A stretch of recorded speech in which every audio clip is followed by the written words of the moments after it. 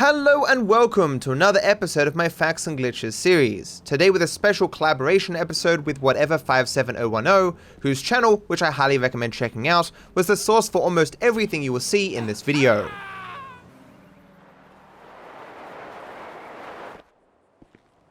There is a very strange security guard on the setup for the jewel store heist where you steal the Bugstar van. This security guard will use a baton if you're using a melee weapon and will shoot you if you have a gun out. But something interesting happens if you make him switch from a baton to his pistol and then kill him. I don't even need a gun. He drops dozens of batons for some reason.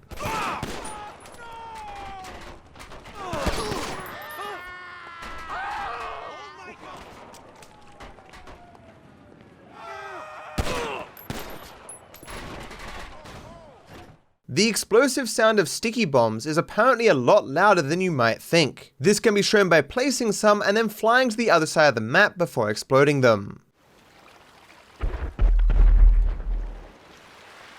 When inside interiors, you may occasionally hear an unexplained explosion outside. The source of these explosions is when pilots of the large planes despawn when they fly too close to the interior you are in.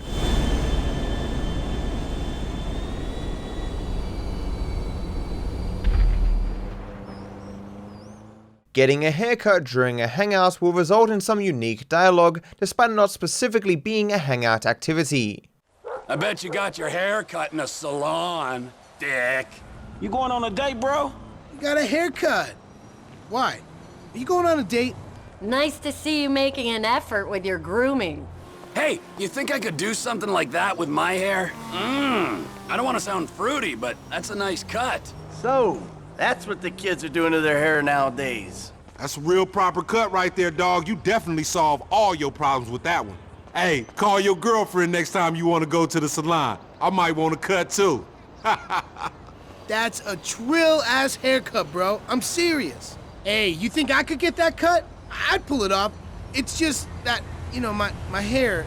Hey, what's the impact of that haircut on your life's problem, T? That haircut, dog, it makes your eyes even crazier. Your hair, bro, that's hilarious. Have you, done something with your hair?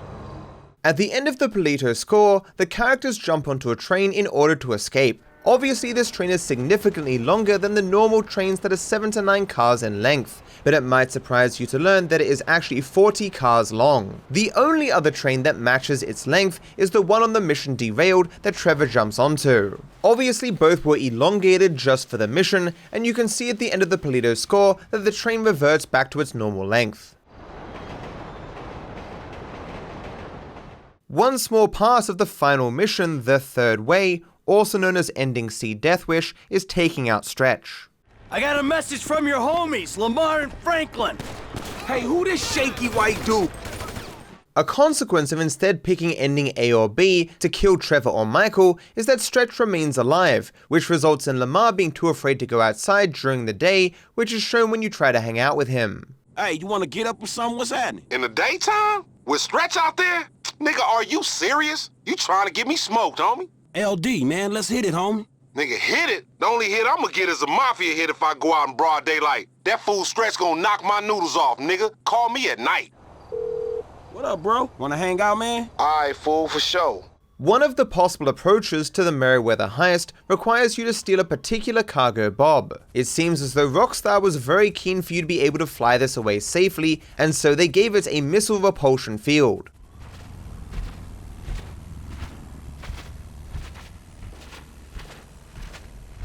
They did something similar on the mission Minor Turbulence to protect the crop dusters so it could get into the back of the plane.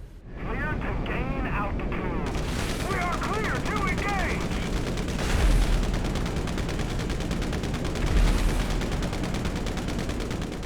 On the mission the Paleto score sets up, the police are overheard to be making roadblocks in an attempt to find who set off the false alarm at the bank. We're going to set up checkpoints on the Great Ocean Highway and the Sonora Freeway. Car-to-car searches and record checks. Checkpoints? Searches? As the waypoint directs you away from them, most people have likely never seen that the roadblocks are actually set up and are impassable. But no, that's not why we need the money. Then why do you need the money? Alright. It's more of a shithole where meth is made. Great! Nothing like a pharmacy. On the mission reuniting the family, Jimmy will be so insistent to get into your vehicle that he will warp in if he runs after you for too long. Not to, like, lay it on you. This is the same effect Dave has on Three's Company. I need you to make a couple of calls. And Lamar has on Repossession. Nigga, I don't give a shit. On the mission Pac-Man, the crew is discovered by the police as they are delivering the stolen cars, so Franklin plans to get into one in order to deal with them. As Franklin will only drop off the truck when you switch to him, you can hold off until you're in front of a train for interesting results. I got something for y'all ass motherfuckers. Oh, well, fuck. Damn, so this button wasn't here before. The police sure have a hard-on for us.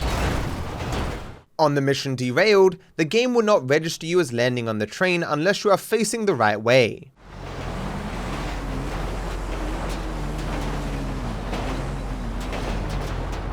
Stop that train!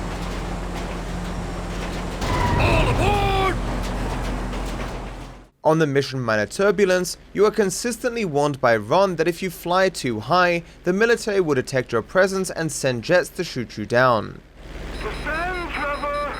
This is meant to be a restricted airspace. You've been red flagged! The scrambling jets out of Zancudo! Eagle 1, Fox 2. Eagle 2, Fox 2.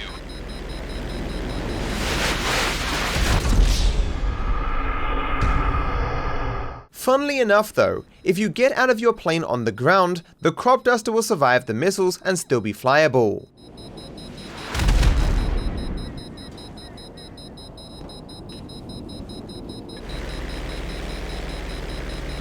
Additionally, the jets will not shoot at you again. Unfortunately, however, you still can't progress as the large plane will no longer open its back hatch.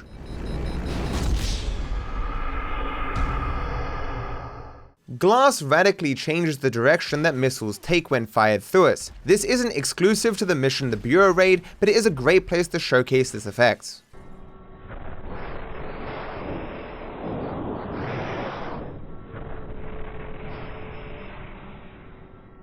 The mission Derailed does not remove characters from the area when the cutscene starts. This means that you can place characters within the scene that shouldn't be there. What went wrong with my life?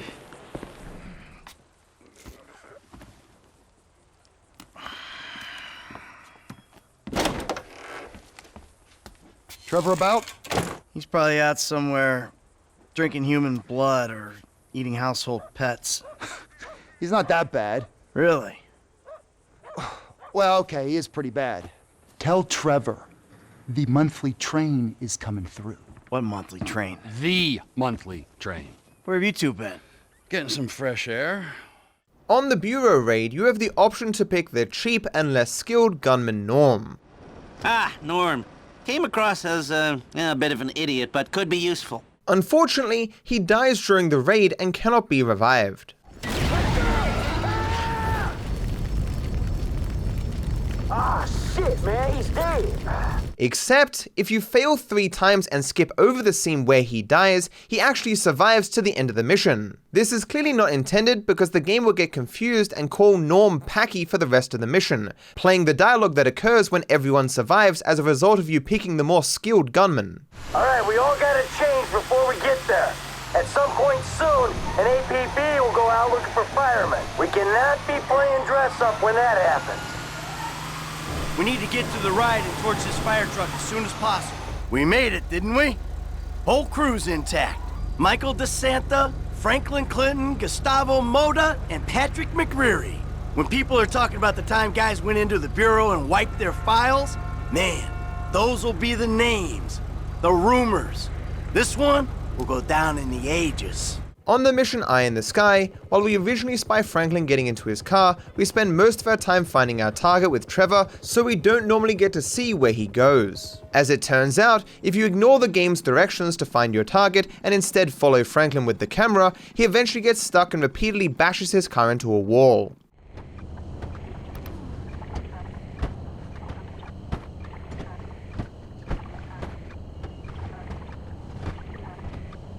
He will actually do this until his car breaks and he flees down the road. If you then go and scope out your target, he warps back into his car, it repairs, and he meets the target as normal. Roger that. Alright, this is it. I'm gonna get the code. On the Blitz Place setup where you go to steal a garbage truck, the game recognizes that it would be hard to escape the police after stealing it, so it caps your wanted level at 2, so it cannot go above that regardless of what you do. This is easier shown in the military base that would normally give you 4 stars. So that's it for this episode. Be sure to check out whatever 57010's channel for more facts and glitches, especially if you have an interest in the other GTA games and GTA Online. I wish you all the best.